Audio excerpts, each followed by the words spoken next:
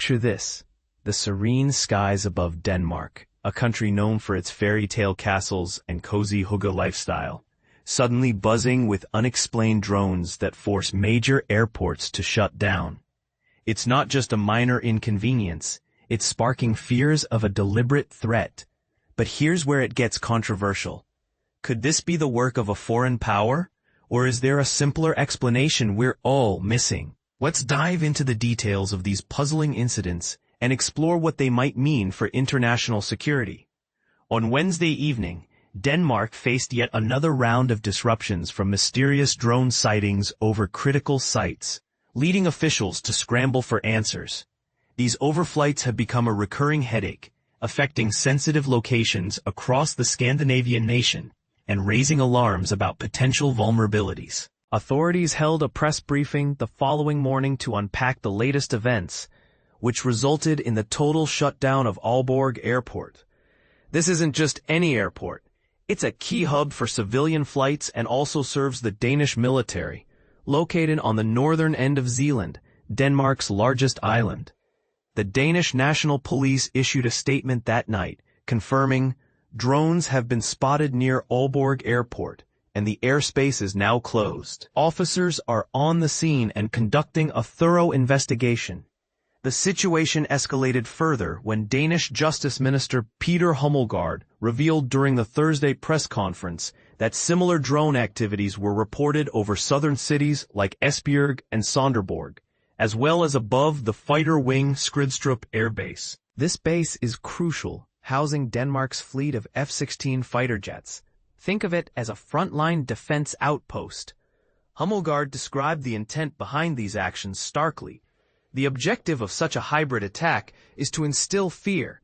It's designed to sow division and make us feel unsafe. For those new to the term, a hybrid attack blends conventional and unconventional tactics, like using drones to disrupt without direct confrontation, often to create psychological pressure or test defenses. It's a modern form of warfare that doesn't always involve bullets or bombs, but can be just as effective in unsettling a nation. In response, the Danish government is gearing up to bolster its defenses. Hummelgaard announced plans to invest in advanced detection technologies and to introduce legislation that would give infrastructure owners more leeway to take down drones if necessary. This could mean equipping sites with better radar or even authorizing the use of countermeasures like jamming signals or shooting them down, a step that raises its own ethical and safety questions.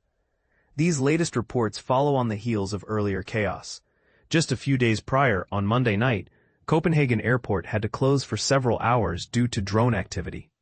The ripple effects even reached Oslo Airport in neighboring Norway. Both cities are situated along the Skagerrak and Kattegat Straits, bustling waterways that link the North Sea to the Baltic Sea and serve as vital shipping routes for global trade.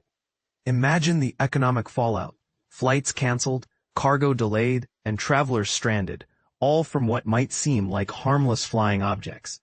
The source and motive behind these drone flights remain shrouded in mystery. However, Danish Defense Minister Troels Lund Poulsen emphasized at the press conference that the pattern suggests a sophisticated operation. There's no question that all signs point to a professional entity behind this, given the coordinated nature across multiple sites almost simultaneously, he stated. Poulsen classified it as a hybrid attack employing various drone types and noted that Denmark has avenues for response through NATO. For instance, they could invoke Article 4 of the NATO treaty, which allows for consultations with allies to discuss threats and potential collective actions, a diplomatic tool to rally support without jumping straight to military escalation. While Poulsen stressed, "We lack concrete evidence to directly tie this to Russia, the possibility lingers." Russian drones have been spotted breaching NATO airspace multiple times in recent months, fueling suspicions. Danish Prime Minister Mette Frederiksen had previously labeled the initial intrusions over Copenhagen and other areas as a grave assault on Denmark's essential infrastructure. When pressed on whether Russia might be involved, given the history, she replied, "I can't dismiss the idea that Russia could be behind it." And this is the part most people miss. The international fallout. The Kremlin swiftly rebuffed these claims on Tuesday, with spokesperson Dmitry Peskov calling them unfounded.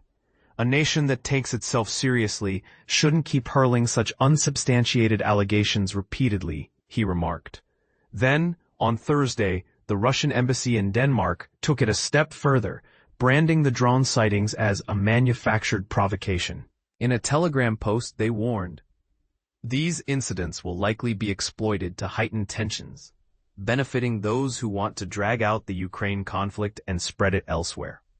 Russia categorically denies any involvement in these ridiculous speculations. Danish Police Chief Superintendent Jens Jespersen shared on Tuesday that investigators are exploring various hypotheses about the drone's origins, including the possibility that they were deployed from ships in the vicinity. Authorities have flagged 3 tankers with Russian connections, the Astral 1, Pushpa, and Oslo Carrier 3, as potential launch platforms, according to Reuters.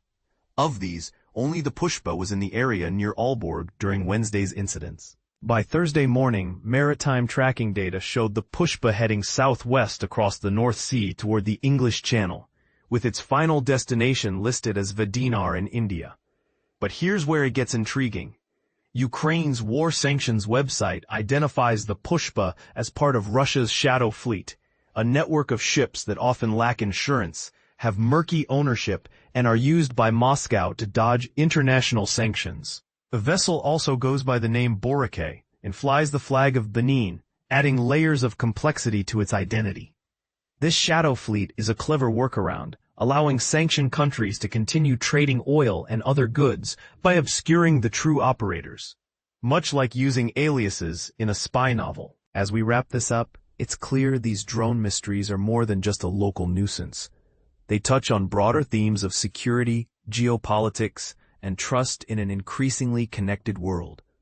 But is Russia really the culprit, or could this be a domestic prankster, a test by another nation, or even something entirely unrelated? What do you think? Should Denmark ramp up its defenses aggressively, or is there a risk of overreacting? Share your thoughts in the comments below. I'd love to hear differing opinions and spark a discussion on this unfolding story. ABC News' Morgan Windsor and Will Gretzky contributed to this report.